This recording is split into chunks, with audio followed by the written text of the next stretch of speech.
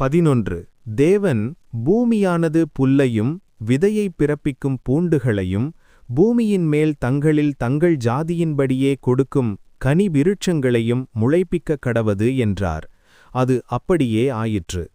ஆதியாகமம் 1:11 பூமியானது புல்லையும் தங்கள் ஜாதியின்படியே விதையை பிறப்பிக்கும் பூண்டுகளையும் தங்கள் ஜாதியின்படியே தங்களில் தங்கள் விதையையுடைய கனிகளை கொடுக்கும் விருட்சங்களையும் முளைப்பித்தது.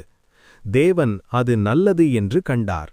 ஆதியாகமம் 1:12 சாயங்காலமும் விடியற்காலமுமாகி 3ஆம் நாள் ஆயிற்று. ஆதியாகமம் 1:13 பின்பு தேவன் பகலுக்கும் இரவுக்கும் வித்தியாசமுண்டாகத்தக்கதாக வானம் என்கிற ஆகாய விரிவிலே சுடர்கள் உண்டாகக் கடவது. அவைகள் அடையாளங்களுக்காகவும் காலங்களையும் நாட்களையும் வருஷங்களையும் குறிக்கிறதற்காகவும் இருக்கக்கடவது என்றார். அது அப்படியே ஆயிற்று. ஆதியாகமம் 1:14 அவைகள் பூமியின் மேல் பிரகாசிக்கும்படிக்கு வானம் என்கிற ஆகாய விரிவிலே சுடர்களாயிருக்கக் கடவது என்றார். அது அப்படியே ஆயிற்று. ஆதியாகமம் 1:15 தேவன் பகலை ஆள பெரிய சுடரும் இரவை ஆள சிறிய சுடருமாகிய 2 மகத்தான சுடர்களையும் நட்சத்திரங்களையும் உண்டாக்கினார்.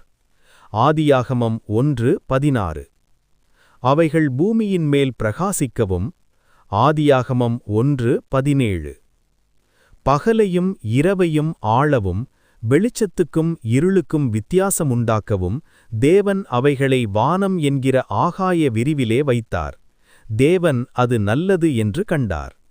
ஆதியாகமம் 1:18 சாயங்காலமும் விடியற்காலமுமாகி 4ஆம் நாள் ஆயிற்று. ஆதியாகமம் 1:19 பின்பு தேவன் நீந்தும் ஜீவஜந்துக்களையும் பூமியின் மேல் வானம் என்கிற ஆகாய விரிவிலே பறக்கும் பறவைகளையும் ஜலமானது திரளாய் ஜனிப்பிக்கக் கடவது என்றார்.